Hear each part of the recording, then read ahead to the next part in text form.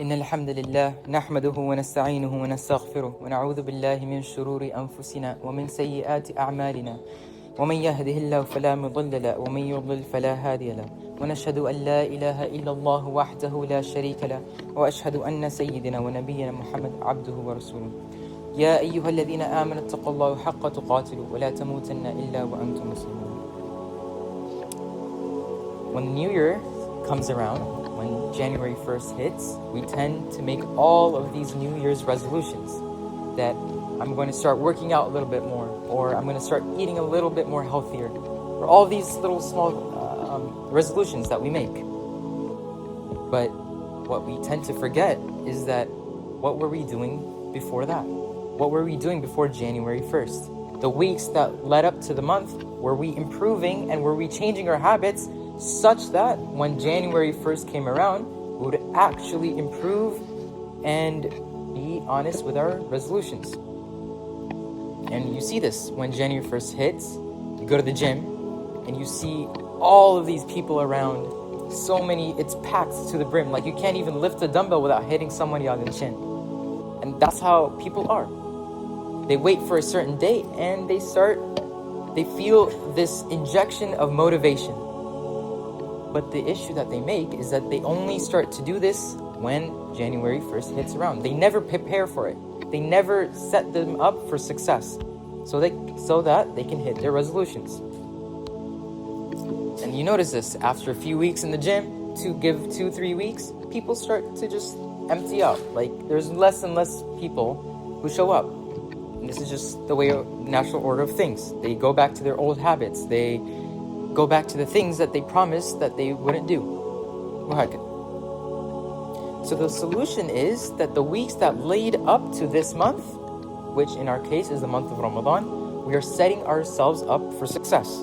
That we are planting the seeds so that in the month of Ramadan, we can water the seed, and we hope, bi'idhnillahi ta'ala, after the month of Ramadan, we've actually grown as a person. We've sprouted and we've become and achieved the resolutions that we've been wanting to make. So the first thing that we have to do before we enter this month is we make our intentions. We set our intentions. I intend to fast all 30 days of Ramadan. That's an example of intention. Maybe not all of us can do that, but we make the intention. And for example, you also make the intention that I'm going to pray all of my prayers, or I'm going to start reading a little bit of ayahs of the Quran. If you need prayer mats, there's more in the... So we make our intentions. And the second thing that we do is we have to turn away from the bad thoughts. The waswasa of shaitan. And the psychologists, they name this as the intrusive thoughts, but it's speaking about the same thing.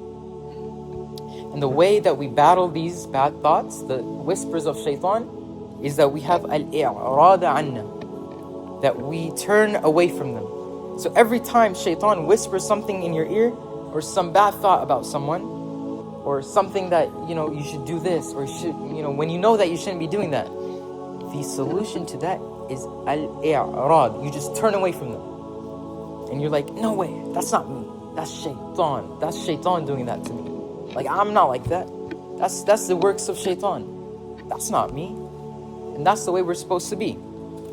And shaitan does it again. He whispers in your ear again, you should go do that, or you think that about someone, or all of these little things. We're not supposed to be like that. We don't even engage in it at all. That's the way that we're supposed to be with these bad thoughts. Like, khalas, I'm not even going to engage in it. And we tend to make mistakes. This is the natural order of how we are as human beings. We make mistakes, but we learn from them. We grow from them. And we keep thinking, we got to stop doing that. We got to stop doing these bad habits. And we tend to fall into these things. It's not easy. And sometimes we feel like once we fall back into the habit that we've been trying to break, it's like, might as well, like I've already fallen into this habit. Might as well just keep going. But no. If you fall into something that is wrong, you immediately do something good right after. You immediately follow it up with something that is good, so that we have the momentum to succeed. So we ask Allah subhanahu wa ta'ala to allow these meanings to realize in our hearts and to allow us to set the intentions for the upcoming month of Ramadan and to turn away from the bad thoughts. أقول قولي هذا فأستغفر الله ولكم ولسائر المسلمين فاستغفروا إنه هو الغفور الرحيم.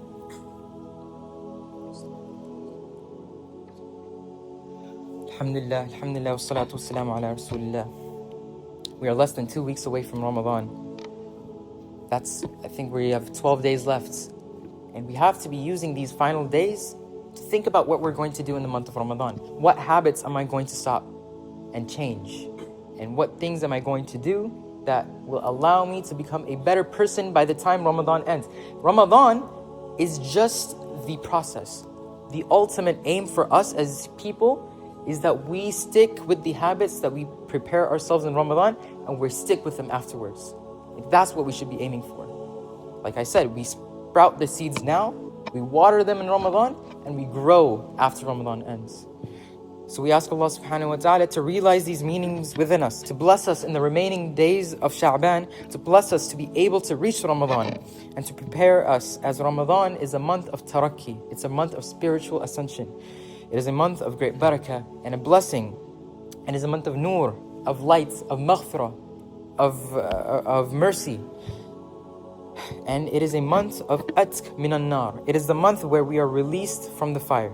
And all of its meanings and all of the traits that lead us to the fire, we ask Allah subhanahu wa ta'ala to help us turn away from them. May Allah ta'ala protect us and preserve us and to devote ourselves completely to Him. And bless us with the reality of atafaddur li ibadah. To free ourselves up from all distractions so that we can worship Him. ربنا آتنا في الدنيا حسنة وفي الآخرة حسنة وقنا عذاب النار وأدخلنا الجنة مع الأبرار يا عزيز يا غفار يا رب العالمين يا أكرم الأكرمين. اللهم العز الإسلام والمسلمين وعدل الشرك والمشركين ودمع أعداءك أعداء الدين. اللهم يا حي يا قيوم. اللهم انصر المسلمين في غزة وفي فلسطين وفي سوريا وفي لبنان وفي كل جوار الأرض. اللهم ارحمهم وعاف عنهم وأدخلهم وأسكنهم في الجنة. عباد الله إن الله يأمركم بالعدل والإحسان وإيتاء ذي القربى وينهى عن الفحشاء والمنكر والبغي يعظكم لعلكم تذكرون. اذكروا الله يذكركم وادعوه يستجب لكم ولذكر الله أكبر والله يعلم ما تصنعون. وأقيموا الصلاة.